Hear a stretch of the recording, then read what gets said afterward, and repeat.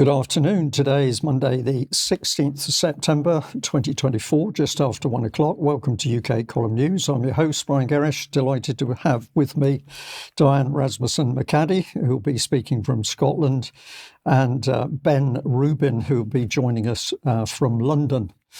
Well, probably the first thing to say is we're going to feature Ukraine today. Huge amount going on around Ukraine, through Ukraine, but at the end of the day, a really appalling war with gross slaughter. But this appears to be one conflict that the West wants to keep going for as long as possible.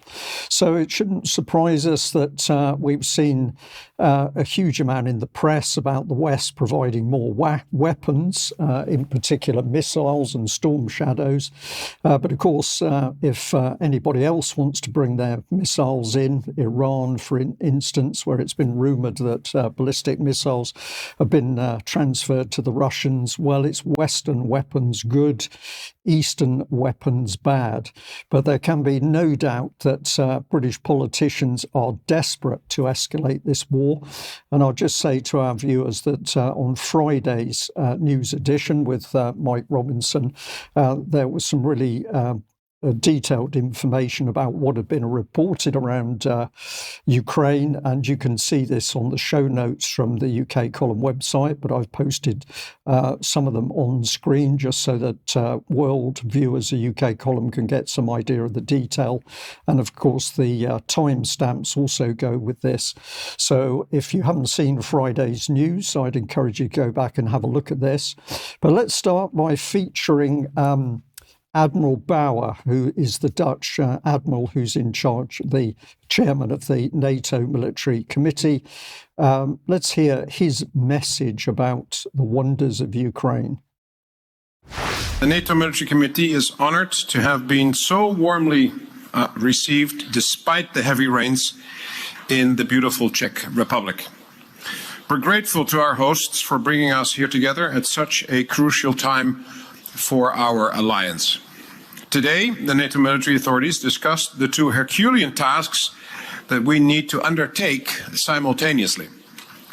While continuing and ramping up our support to Ukraine, we must also bolster our own deterrence and defense. Over the past year, we have made huge strides in making NATO's new defense plans fully executable. NATO now has 500,000 troops on high readiness. We established the Allied Reaction Force. We are adapting our command and control structure, and allies are rapidly developing and expanding their capabilities. Training and exercises play a key role in that. This year, the alliance held its largest collective defense exercise since the Cold War, Steadfast Defender.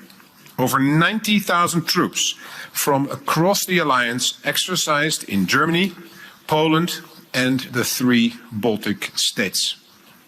This demonstrates that a new era of collective defense is upon us, and NATO is stronger and readier than ever. But the responsibility for freedom does not rest on the shoulders of those in uniform alone. Today, the chiefs of defense discussed the fact that strong deterrence requires strong societal resilience.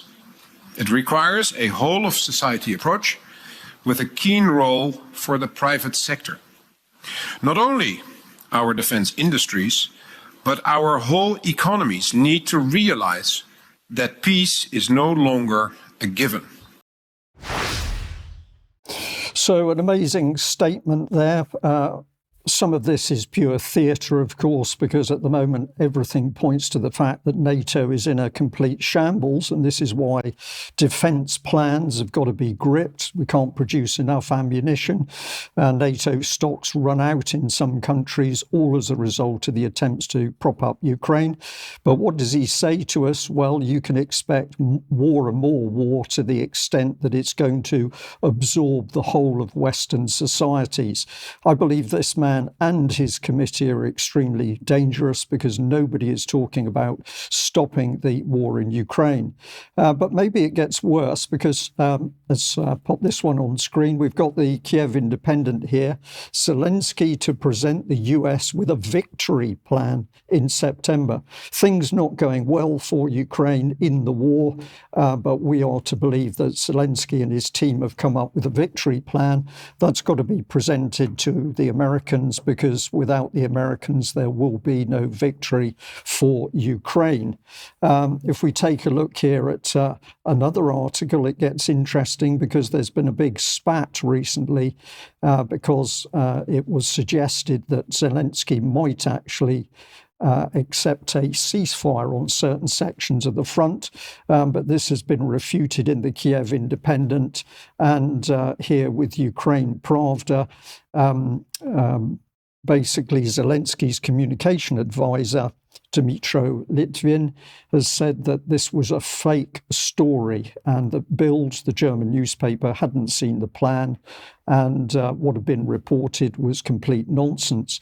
He goes on to say that nobody will give the Russians a Minsk III or any other format. Ukraine opposes any freezing of the war, and this stance is communicated by Ukrainian authorities at all levels. The victory plan will be presented to the United States first, because the United States can ensure the implementation of its content. They are desperate to have the Americans on board, because without the Americans, Ukraine will no longer be fighting this war. Now, if we have a look at the Kiev Post, so this is all giving us a flavour of what's in the Ukrainian minds. The Kiev Post is using the Institute for the Study of War maps and analysis. And effectively, therefore, the Kiev Post is using this material alongside the BBC and the UK's Ministry of Defence to regurgitate their analysis. And the Institute for the Study of War themselves are also quoting military bloggers now. They're so desperate to understand what's happening on the front, they're using military bloggers. We've talked about the Institute before, but let's remind ourselves about the mission and what it has to say.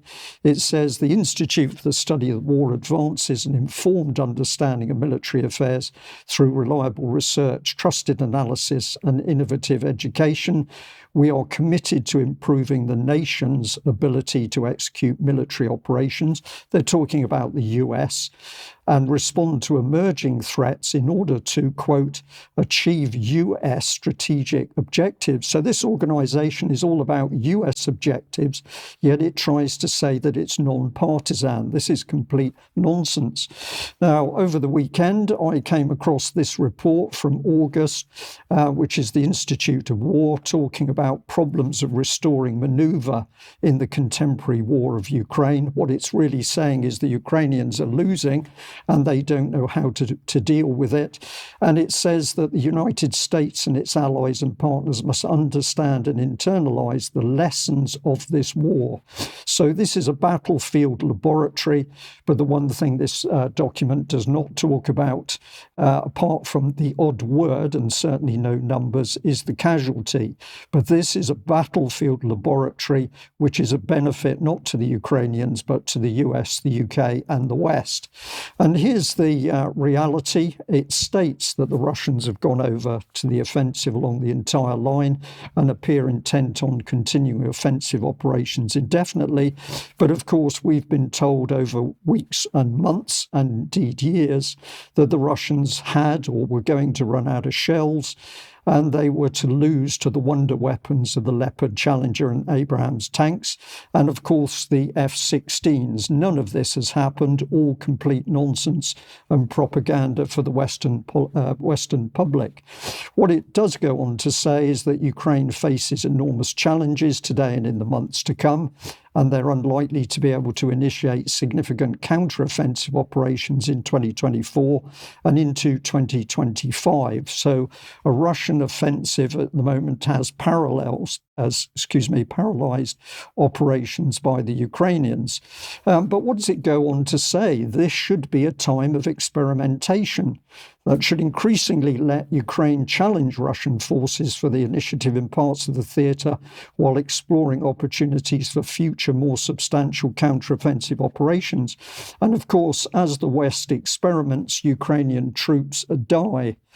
Now, here's one of the maps from the Institute for the Study of War. And of course, what this is showing us is this institute, which is very powerful in the West, in UK, with the BBC and the UK Ministry of Defence.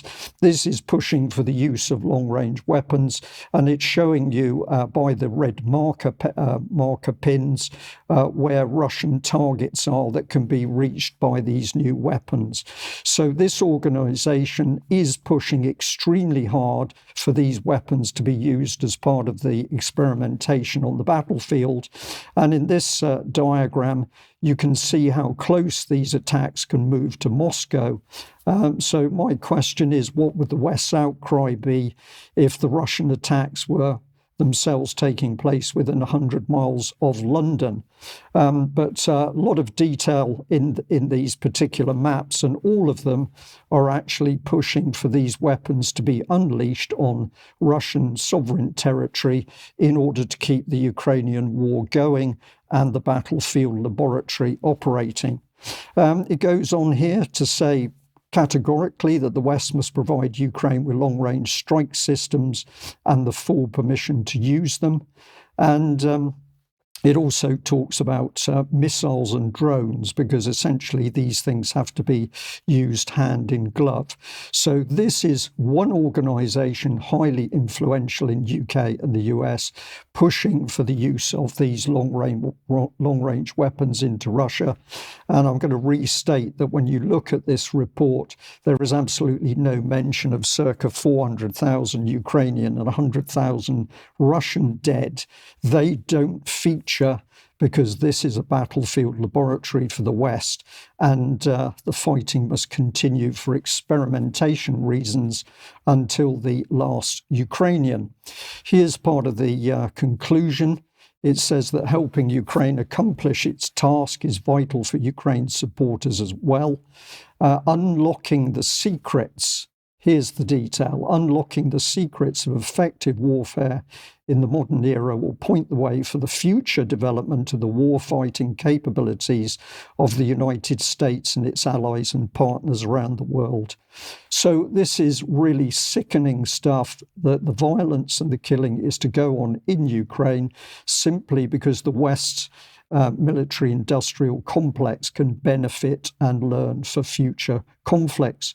Now, to do to carry out such a callous agenda, you need callous politicians. So let's bring one of Britain's finest on screen.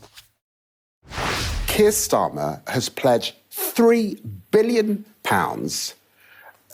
in aid to Ukraine that they can use for military use. That is more money, speed it up.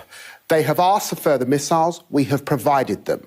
We are in discussion with them about ensuring that they get through the winter in the strongest of position.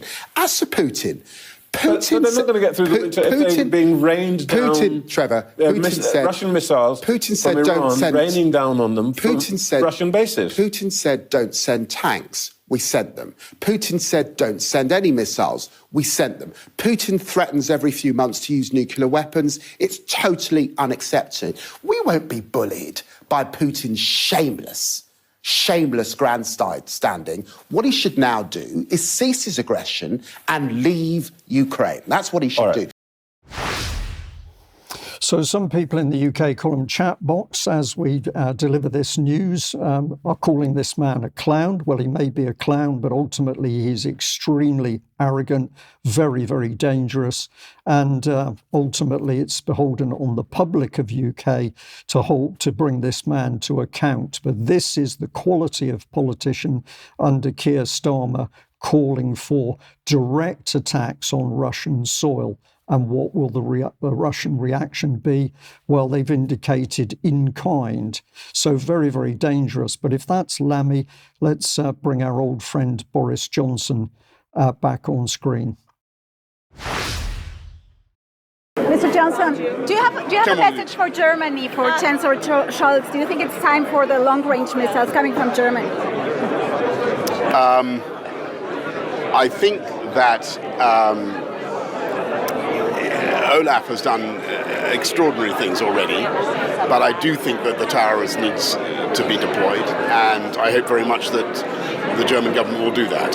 But I also, I think we all need to do more, and that includes the United Kingdom, the United States, France. We all need to do more together, but I'm sure we will. How important are the U.S. elections for this war? Trump, well, Harris. As I said just now, I hope very much that America will continue with the policy of supporting Ukraine, whoever is the president. Thank you so much, Mr. Johnson. So Boris Johnson there joyfully calling for the German equivalent of Storm Shadow to be unleashed on Russia. And these are quotes from him. It's heartbreaking to visit wounded veterans in recovery centres in Kiev this weekend. But he goes on to say that some of these casualties could have been avoided if we had given Storm Shadow permissions earlier. So use of these weapons could have save lives. And this is another part of one of his quotes. There's no conceivable case for delay. The only person who fears escalation is Vladimir Putin. And every day that goes by is a lost opportunity to save lives and bring about a just conclusion to this war. This is the state of this man, jaded politician and now so-called media star. But just to end this segment, of course, the events around Trump over the weekend, well, yesterday, in fact, the BBC on the case, what we know about the Trump attack and the suspect. Of course, remember that for whatever his faults, Trump has said that if he's elected, he will put an end to the war in Ukraine. But here's the BBC, Ross Atkins, analysis editor under BBC Verify, really, to my mind, gloating about the event and getting very excited because he's discovered that Ryan Ruth, who's the man accused of being there ready to assassinate Trump, was at one stage recruiting soldiers for Ukraine. So the BBC getting very excited. But of course, if we go back, it was the BBC themselves here in March 2022 who were promoting mercenaries, people going to fight for money in Ukraine, those people being the guardians of democracy, humanity and heritage. Sickening hypocrisy by the BBC, and of course not one word of peace in Ukraine, certainly not in the form of a cessation to hostilities. Diane, welcome to the news today. This is the world we live in, but these same people, many people would say psychopaths, sociopaths, have got plans for the globe as a whole. What can you tell us? Thanks, Brian, and hello, Ben. It's good to be here today. Yeah, I have a globalist report that hopefully will kind of situate some of these things for you, including just a bit about Ukraine, which will come later on in the segment. So for those of you who are going to be in New York for the next week or so, starting this weekend, the 79th session of the United Nations General Assembly is happening. So in case you wanted to pop into some of their meetings, they'll be right there for you. And Debbie Evans has covered earlier this year in her blog and on the news, the Summit of the Future, which is a specific high-level event which will be happening as part of, or sort of, I think, before the General Assembly takes place. And what is the Summit of the Future? Well, you can go back and look at Debbie's reports, but ultimately what it says is they are going to be working on a pact for the future to chart a path toward achieving the Sustainable Development Goals, or as I call them, unsustainable, and responding to emerging challenges and opportunities, which will include a global digital compact and a declaration on future generations as annexes. So there are 5 key themes for the pact. Some of these should start to sound familiar to you. The one at the top is sustainable development, which is the one I'm going to go into. International peace and security, science, technology, innovation, youth and future generations, and transforming global governance. So just as a review, Sustainable Development Goal 13 is what they call climate action at the UN and other related organizations. Here at the UK column, I call it You Will Not Breathe, because this is all about what they are going to do to us and the impact it will have on us. So I want to go back into history and also bring us back into the future, just to kind of show where some of this a little bit of globalism, a little bit of sustainable development, and to raise some potential possibilities that I see in some of the research I've been doing around this recently. So if any of you were around in 1972 and remember, there was a bestseller by the Club of Rome called The Limits to Growth. And the Club of Rome was started in 1972 was when this was published. But in 1968, Dr. Aurelio Pachai, who was one of the three co-founders of the Club of Rome, got 30 people together in Rome to discuss what he called the present and future predicament of man. Now, the three founders of the Club of Rome were a philanthropist, which was Dr. Aurelio Pachai, a chemist, and a banker. The banker was David Rockefeller. And so, of course, with a chemist, a banker, and a philanthropist all together, what could possibly go wrong, right? Well, we have the Club of Rome as a result. And so that was published in 1972. So now I want to go into someone who I don't believe has been covered on the column recently or at all, as far as I can tell, may have been, but this is someone that I found out about from a new friend of mine that I met at the Academies of Ideas conference that I went to a few weeks ago. And his name is Dr. Paul Raskin. Dr. Paul Raskin got a PhD in 1970 in theoretical physics from Columbia University. His thesis was high energy particle potentials and their application to the scattering of particles off nuclei. Now, you might wonder what that has to do with sustainable development, but I'm wondering if I haven't been able to read his thesis, but I'm wondering what happened between 1970 and 1976. 1972, the Club of Rome report was published. 1976, Dr. Raskin founded the Energy Systems Research Group, ESRG.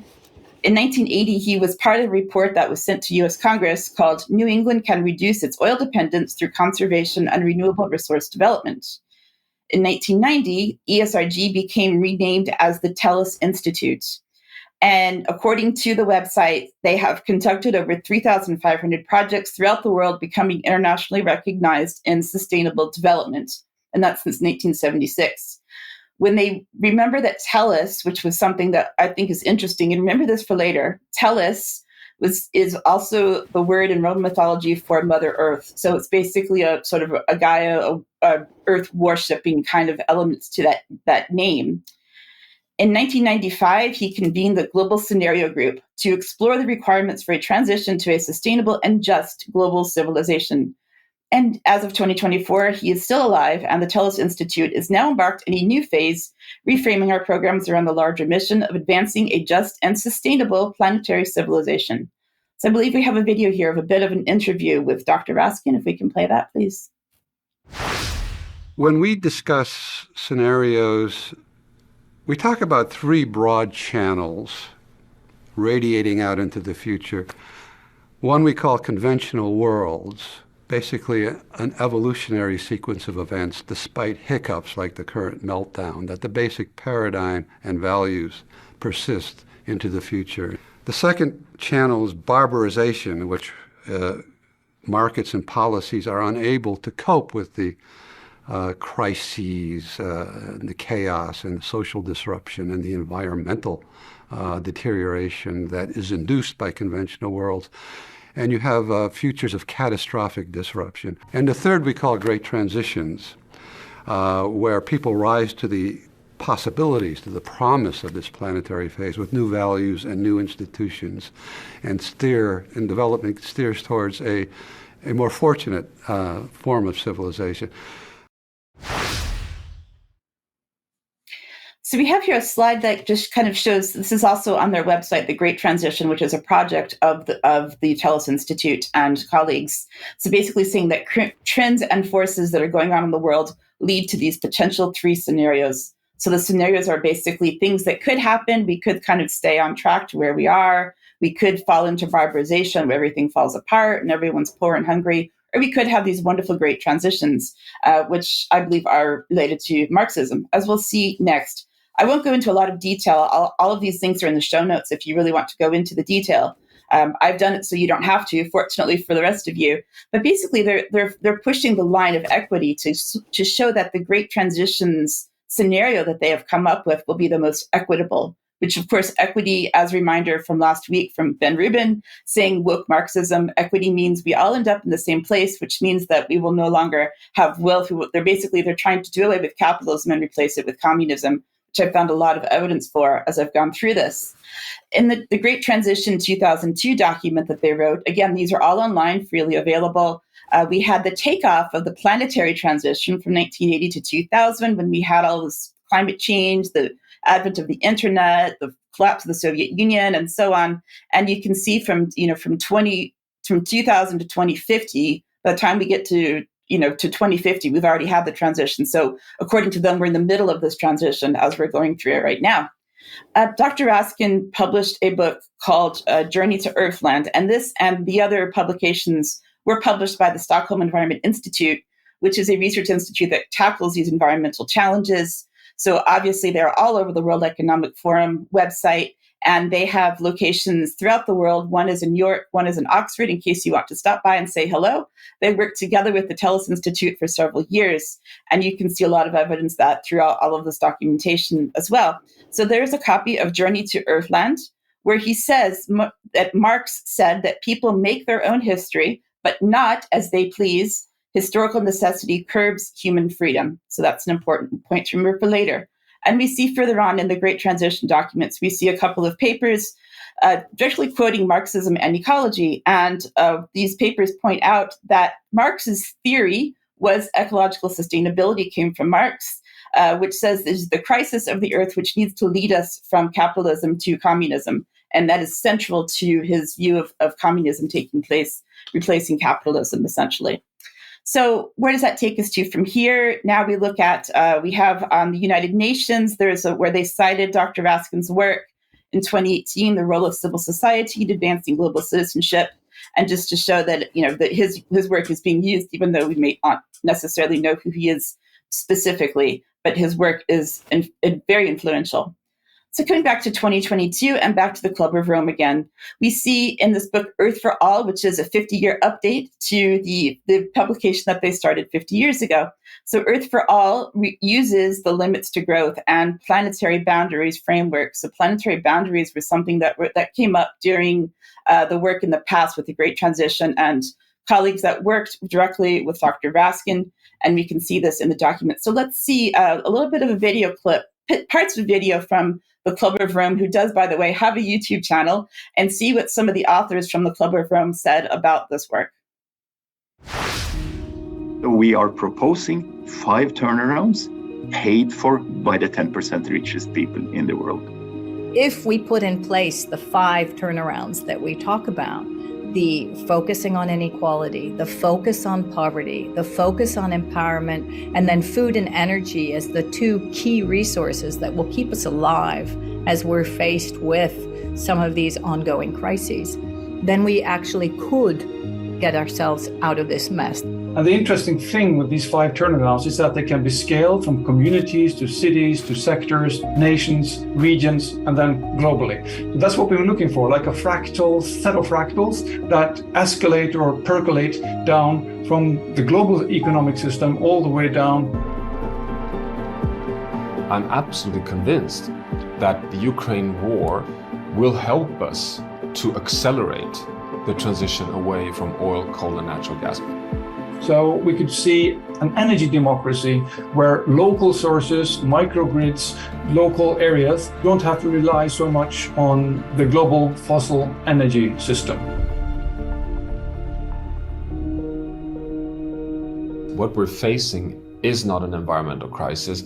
It's a crisis of security, of stability, of prosperity and equity. And that's what Earth for All really brings forward. So what they're trying to do with Earth for All, as they're doing, and I've read the book, most of it, so you don't have to. You certainly can if you want to, is a couple of important things that come out of it. Again, the tie with Ukraine, saying that the war will help us to accelerate the transition away from oil, coal, and natural gas. The last man who was speaking there was Johan Rockström. He is previously with the Stockholm Environmental Institute, as well as the Stockholm Resilience Center, which were previously partnered and published the works of the TELUS Institute, as well as, he's all these people are involved in the Club of Rome. Sandrine Dixon, who was in the video, she was wearing her little Sustainable Development Goals badge very proudly. She is the co-president of the Club of Rome. And again, another important point to come out of this is that this will all be paid for by the richest 10%, which they will do by taxing higher income people and just redistributing it. So again, we see the trend towards Marxism there. It's also important to note that the whole system transformation is very important to all of this. It's not just about the climate anymore. It's not just about it's too hot or too cold or whatever. It is a whole system transformation, which includes things like gender equity, which is also in this book. So again, the end of gender, saying that basically they're going to control the population by allowing women to get more education, and therefore we will have a richer economy, which they believe therefore leads to people having fewer children. So that's the plan leading up to 2100 and how they plan to look at this population control issue. So back to the Summit of the Future, we look at the Earth for All website. So it has been restylized. It's very nice and trendy now. It has the number 4 instead of the word 4 compared to the original book. We have the nice, colorful, bright, sustainable development goals, making us feel all happy. And they have said on the 4th of September that in advance of the Summit of the Future, they have released a new report detailing 2 possible futures for sub-Saharan Africa this century. So again, they're going back to this scenario development. And instead of having things like barbarization, great transition, and conventional worlds, we now have 2 scenarios. One is called Too Little, Too Late, which is if we just kind of talk slightly about sustainability and don't really do much, we're going to be in trouble, from their point of view. The other one is the Giant Leap, in which they particularly mention universal basic income as something coming in if the Giant Leap scenario, which is of course the one they want, comes into place. That's the decrease of women having fewer babies, the population going down. And at the end of the book, it talks about valuing equality, diversity, and inclusion, and saying that is the start to valuing our future and where we need to go from here to make all of these things more equitable and just and sustainable. So what's happening in the next few days at the Summit of the Future? The Club of Rome has 3 events that they are hosting. One is the Intergenerational Leadership for Innovation and Sustainability on the 20th. On the 21st, we will be exploring proposals from the Wales Protocol for future generations and how they can build into kind of the future generations declaration that they're building. And on the 22nd of September, the high point is the high-level roundtable on equity and planetary stability featuring Sir Richard Branson himself. So we can see high-profile people going on there at the UN. And I just want to end this by asking a quick question, which is, why are we doing this? And so I want to go back to King Charles and the Terra Carta, which was part of his Sustainable Markets Initiative. And, in 2020 in Davos, he introduced the Sustainable Markets Initiative, which was a proposed set of principles leading up to 2030 that puts nature, people, and planet at the heart of global value creation. So I think there's woke Marxism going on. I think there's obviously a major financial implication here because I think King Charles just got a £45 million raise, I believe. I certainly didn't get that much of a raise. And the earth worship, I think, is an important thing to keep track of. The TELUS, the people and planet and environment and nature all being together in harmony. Really that destruction of civilization that the West, the Christian views that some people have in the West, I think they're trying to do away with this by putting this into play. So those are just my thoughts. Those are just questions, Brian. I don't know what you think. Thank you very much for that, Diane. Well, as we've seen the quality of the politicians, wherever they are, UK or overseas, I don't think they should be allowed to drive such an agenda. But when the gentleman said that the Ukraine war was good for this transformative change for the future, I've got to say my blood went cold. Ben, let's bring you in because Amnesty is an organisation that supposedly stands up for the underdog worldwide. What have you been discovering? Yes, indeed. Thank you, Brian. Thank you, Diane. Hello, everybody. Great to be here, as ever. I've got a bit of an update. So we've been doing some reporting on the Walthamstow protest and a letter that I sent to Amnesty UK Chief Executive Sasha Deshmukh, and I finally got a response. It came through on Friday, and I'm going to report on that and let you know what they come back to me with. Just to refresh everyone's memory, it was particularly related to this comment by former Labour councillor Ricky Jones. They are disgusting, nasty bastards, and we need to cull their fruits and get rid of them all. So, as we've reported on the show before, Ricky Jones was arrested, he's been charged, and he's going to court in January. But at the time, I noticed the individual stood next to Jones in the video wearing an Amnesty International high-vis vest. You can see here with a little red arrow pointing towards her. And I sent a message to Sasha Deshmukh, which you can read on my Substack, riseuk.substack.com. And there's Sasha, he's the Chief Executive of Amnesty UK. Just a query, essentially, how it was that someone who apparently works for his organisation could be out on the street essentially applauding a statement like that. As Brian said in the introduction there, Amnesty is supposed to stand up against tyranny, but here we can see Amnesty, unfortunately, standing alongside it. Now, I'm just going to read you a couple of pieces from the letter that I sent. You can, as I say, you can go and see this. It's on my Substack. It was sent on the 13th of August. And essentially, I said here to Sasha, it's hard to overstate the danger of the road this kind of rhetoric will take us down if allowed to continue. The potential for extreme violence across the UK has never been greater. The tone of public discourse must de-escalate and remain peaceful, else we risk serious harms being inflicted on the population, and not least by other members of the population. What do I mean by that? It leads to places like this. This is from the S21 torture chamber in Phnom Penh. This was done under the Khmer Rouge. I'm not going to labour the point. I've talked about it quite a lot recently, but this is the kind of thing that happens on the back of that kind of rhetoric. And we need organisations like Amnesty to come through and begin denouncing this. So my questions to Sasha, as I sent through to him, were as follows. Do you and Amnesty condemn those statements made by Ricky Jones?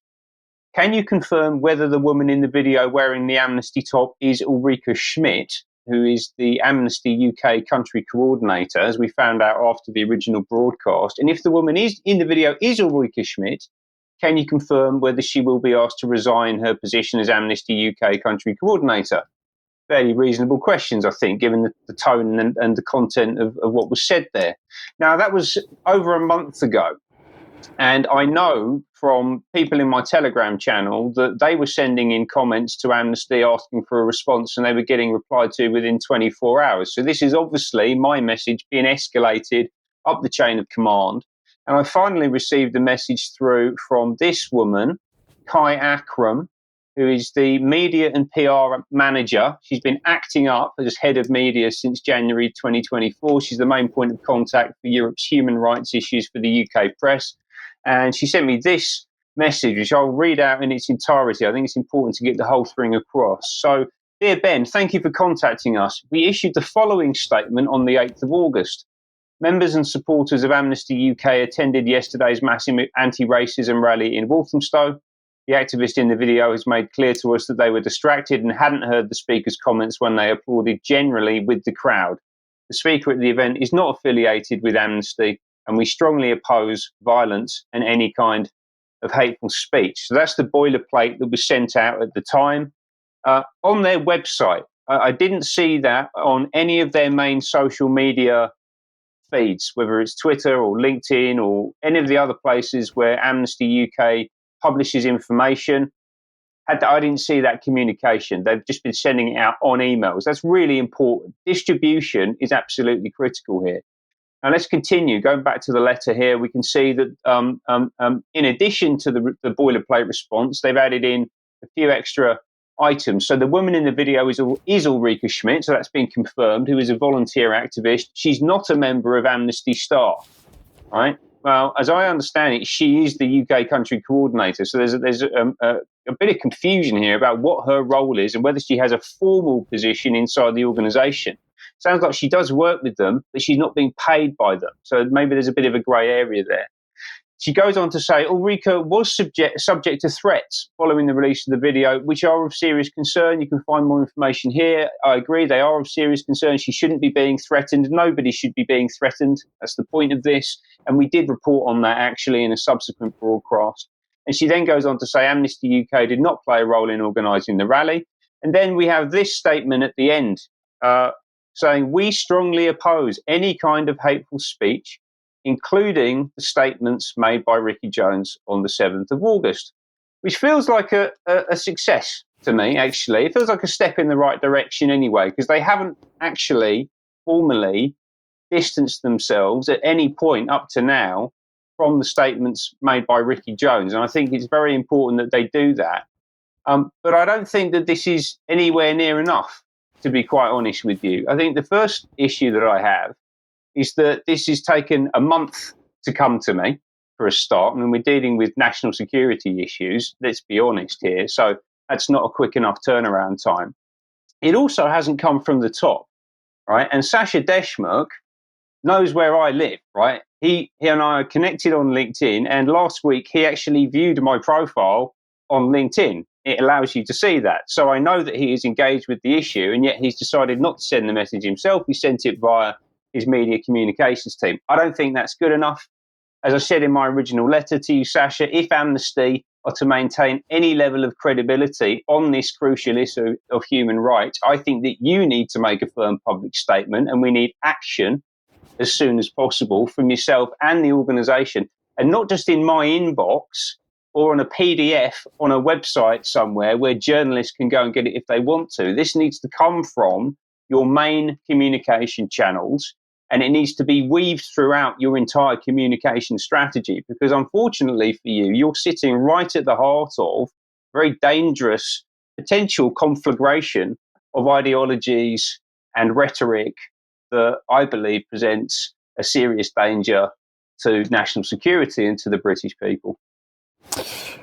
Ben, thank you very much for that. It will be fascinating to see what happens. Well done for challenging that particular organisation. Now, we'd like to say to our viewers and listeners that if you like what the UK column is doing, then please support us for £5 a month. You help keep this organisation going.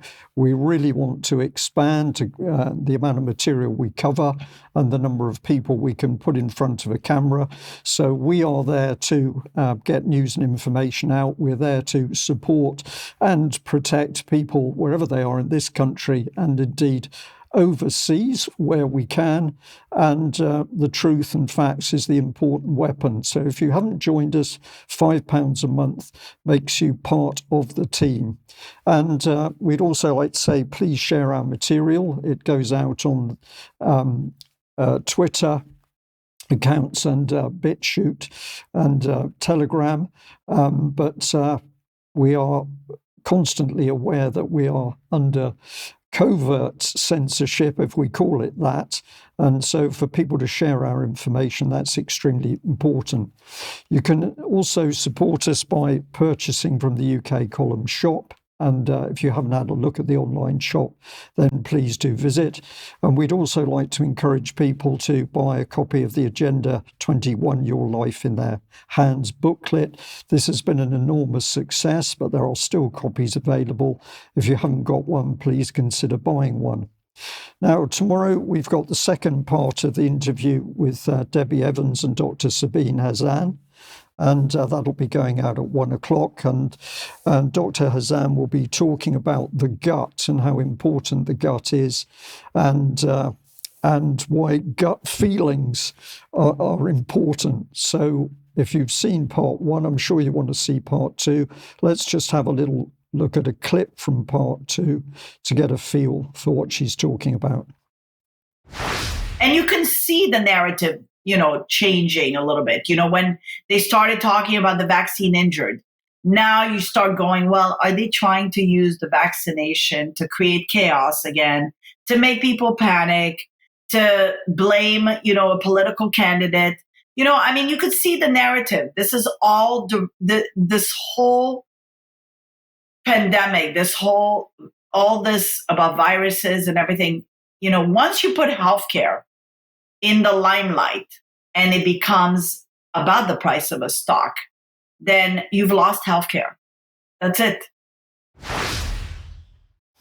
Okay, and in that clip, she's talking effectively about constraints that were put on her after she started to question COVID-19, which impacted on her own knowledge on gastroenterology. So do have a listen into that tomorrow. Now, our conference, UK Column on Location, Bristol, the 19th of October.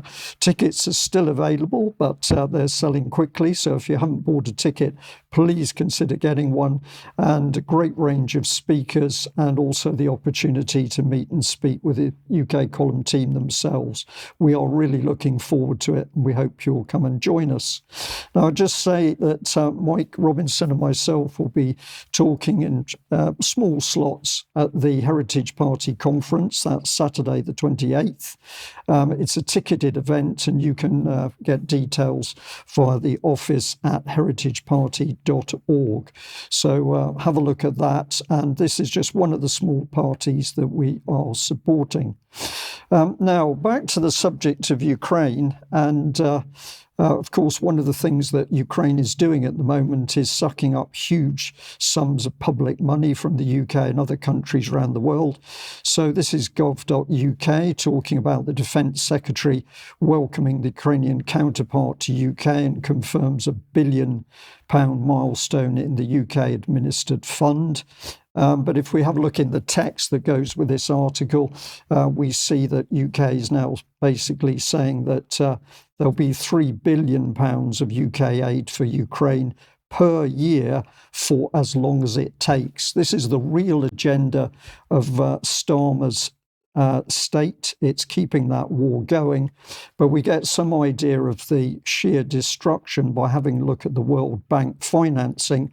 Now, this document is called Public Expenditures for Administrative Capacity Endurance, and that spells out peace. An irony here that basically loaning money at interest so that Ukraine is ultimately going to be drowning in debt, never mind the dead bodies. This is the good works of the World Bank, apparently. But in this document, we quickly start to understand how disastrous the state is in Ukraine. And basically, it becomes apparent that without without support from the World Bank and others, the war wouldn't keep running. But the World Bank describes its help as humanitarian support. But we've already shown in this news edition that ultimately the West wants to keep the war going for experimental means to learn more about the battlefield. I've got another paragraph here talking about the overwhelming scale of the problem for the Ukrainian government, and it says that Ukraine's financing needs reached 35.1% of GDP in 2022. It's far worse now, equivalent to $53.3 billion US. And in this section here, it actually talks about what the money is being used for that the World Bank is providing: government employees' salaries, school employees' salaries, tertiary education salaries, pensions, social assistance payments, IDP payments, child and family benefits, first responders' salaries. So this is what public money from the West is being used for. But of course, nobody wants to stop the war, which is causing the problem in the first place. And if we go on to key risks, well, the only thing we need to say is that the World Bank realizes that the whole Ukrainian debacle is so risky that it defines each risk as either high or substantial. Ben, at this point, let's bring you in because you've got information on Ukraine here. But this war, truly appalling. Indeed, it is. And something is happening in Ukraine. It's amazing. Brian says from time to time, regular viewers will have heard Brian say that it's amazing the coincidences that pop up, because we don't organise and coordinate ourselves ahead of the news. We just come through with the stuff that we think is interesting on any particular given day. And I was talking about and going to talk about the idea of Ukraine as a laboratory, but not for destruction, the war side of it, although it is certainly that, but more for reconstruction and actually what they're going to build in order to replace what they've destroyed. And these two things go hand in hand, and the same people are coordinating them, and the same people are making money out of them, actually, at the back end, as we'll get into. Now, I'm just going to start off by Starmer and his trip to DC last week to go and seek permission to use long-range missiles in direct attacks against the Russians.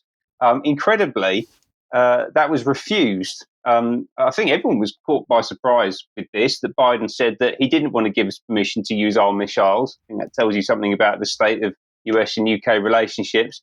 And actually, Biden did go rogue, not just there, he also went rogue elsewhere. So I think he's probably on a bit of a busman's holiday, or whatever you want to call it. He's not taking things very seriously at the moment, but he's still certainly front and centre in the way that this stuff is playing out today. And he's got a deep heritage with Ukraine, as I'll come on to in a moment.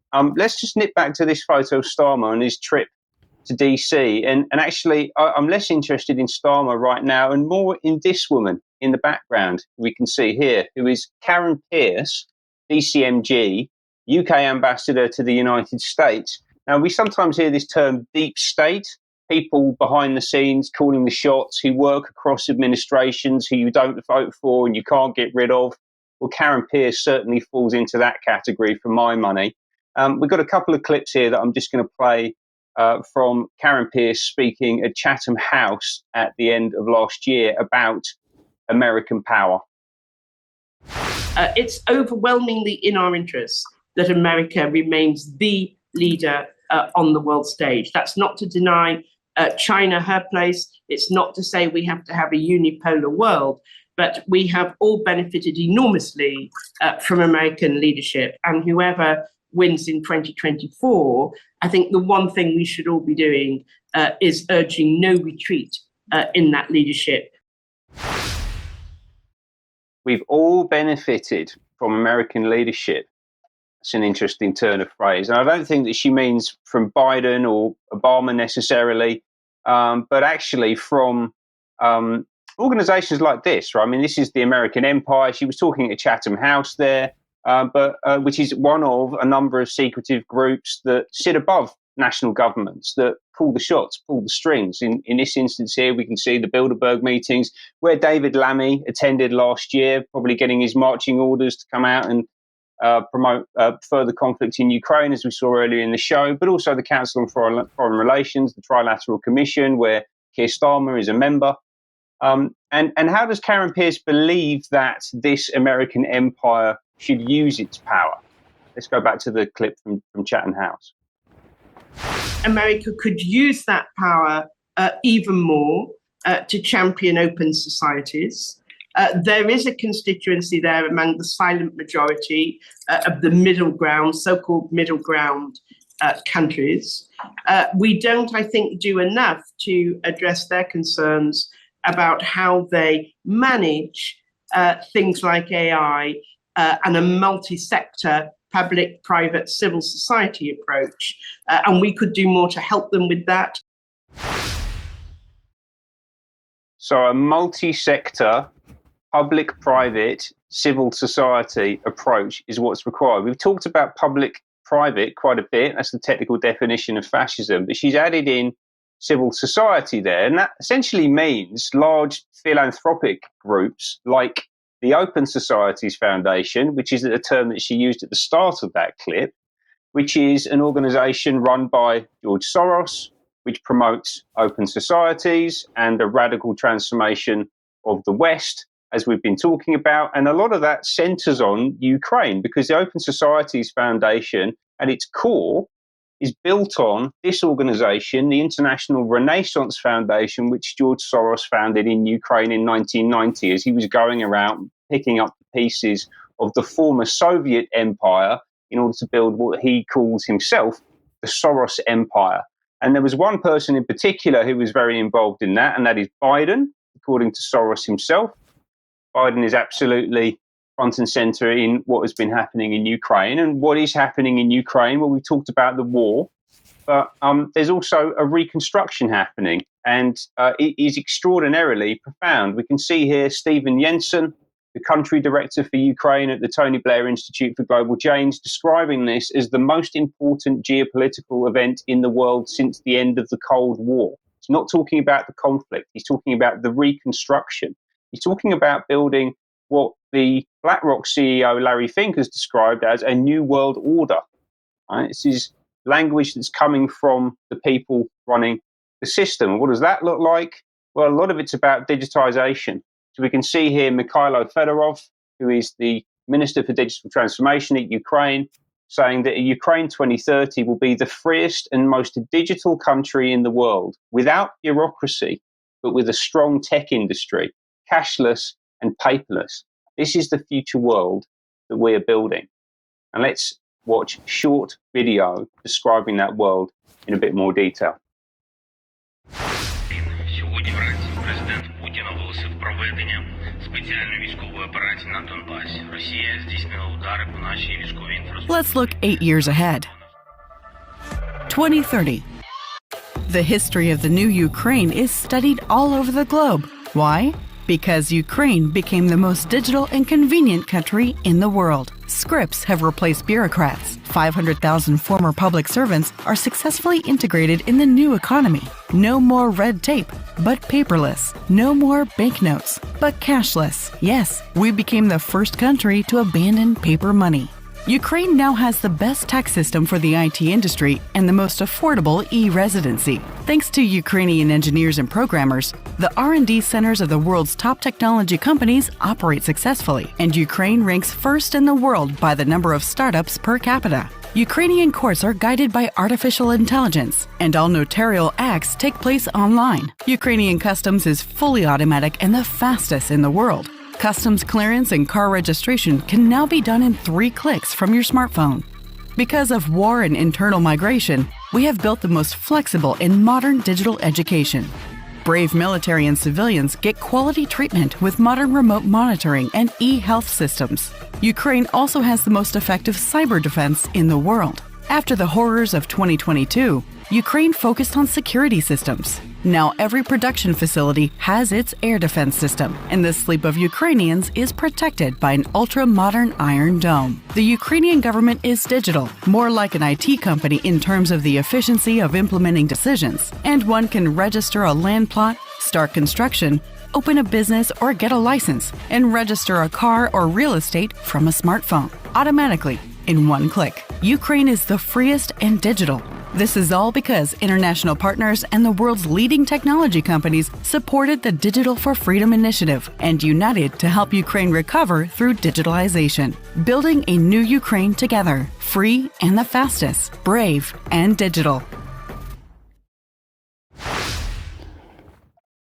So a total digital transformation of the country in order to replace the country that's been destroyed by the conflict. So many different components of that film that you could talk about. The ones that really jumped out at me, though, is that artificial intelligence replacing the court system. 500,000 former civil servants are going to be integrated into this new economy somehow, not particularly clear what that's going to look like. We're going to get rid of paper money. AI is going to be across education. This is a really fundamental transformation that ticks all the boxes for the global agenda that we've been hearing from the World Economic Forum and other places like that over the past few years, and that ultimately our own leaders are envisaging for the future of the UK and other countries around the world. And who's building it? Well, there's Fedorov. And by the way, Fedorov is really Zelensky's number 2. Zelensky, we hear about, he's obviously the president. He's out there banging the drum for the war and raising funds for the conflict. But the rebuild is being led by this guy. He's dealing with the UN. He's dealing with the World Economic Forum. They actually announced the first global GovTech technology center, which they're building together in the Ukraine. It's the first one outside of Germany. We're also heavily involved in this. We've also, as this is obviously a public-private partnership, got the big tech giants like Google in there. Amazon Web Services are helping with the rebuild. And also organizations like Yale, who we heard about earlier. Another coincidence. And I'm sure that Fedorov's going to be talking to this gentleman about the Great Transition. So a lot going on in Ukraine. And as I say, it is very much a laboratory where they are experimenting, as Brian said earlier, with tools for destruction but also at the same time tools for reconstruction and rebuilding a new system. Now, just as a final point, I want to draw everyone's attention to this tweet, which came from Sir Ephraim Myers, the Chief Rabbi of the UK, sending his condolences to the Chief Rabbi of Ukraine, who lost a son in the conflict. And there's an interesting phrase at the end, which I think people should be aware of, and maybe we could ask some questions about here. So he goes on to say, "My heart goes out to Chief Rabbi Moshe Asman, Rebbetzin Chana, and their family on the tragic loss of Matityahu, who was killed in combat as he defended Ukraine. Our thoughts are with Matityahu's wife and their young daughter. May his memory be a source of blessing to them, and may they be comforted among all the mourners of Zion." Now, what I was wondering is, does that make Ukraine part of the Zionist project?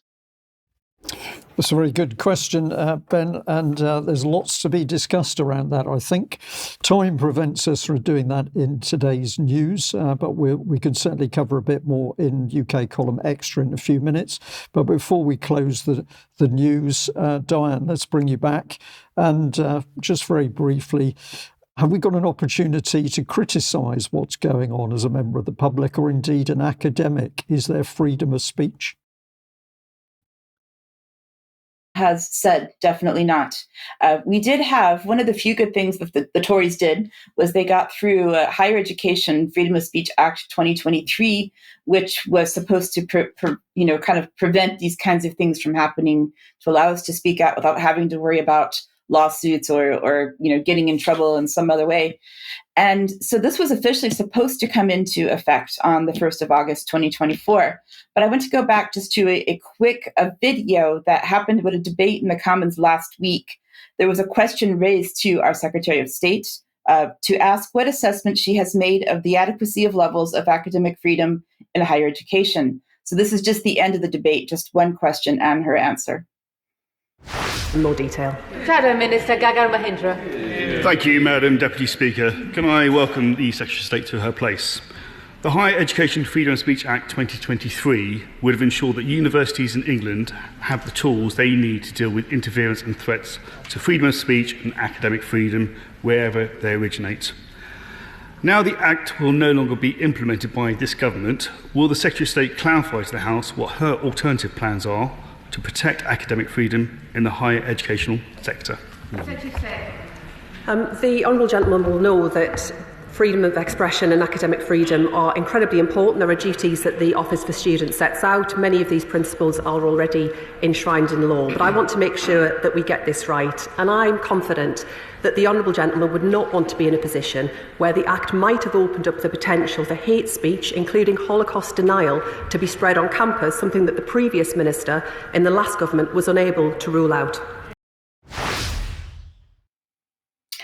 So leading up to that part of the debate, as well as the previous debate, if you go look at Hansard, we see that there is also questions around the relationship that has been raised. There's a Peking University HSBC Business School located in Oxford, just outside of the city of Oxford. It's part of the campus.